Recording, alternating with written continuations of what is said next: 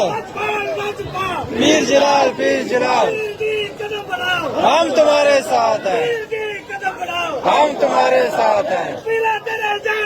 बेशुमार बेशुमार, बेशुमार बेशुमार, बेशुमार बेशुमार,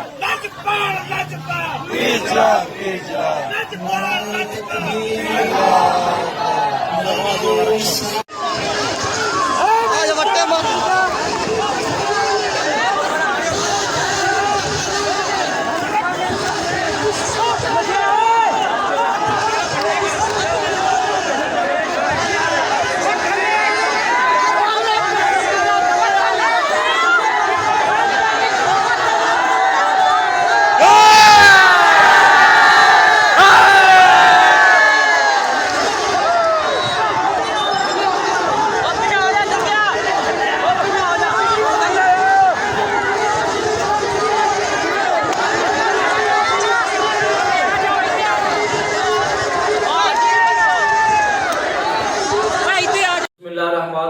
नाज़रीन, आपने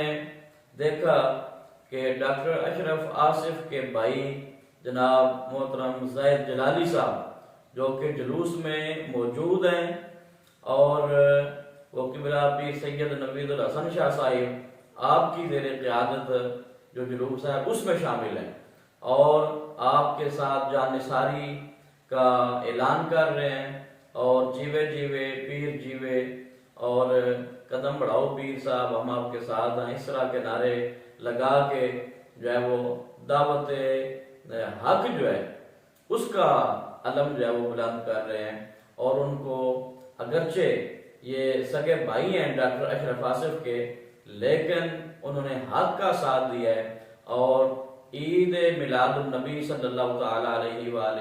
वसल्लम के दिन जो जुलूस भिक्की शरीफ में निकाला गया है उसमें शामिल हैं और ताहाल भी वो पीर साहब के साथ हैं।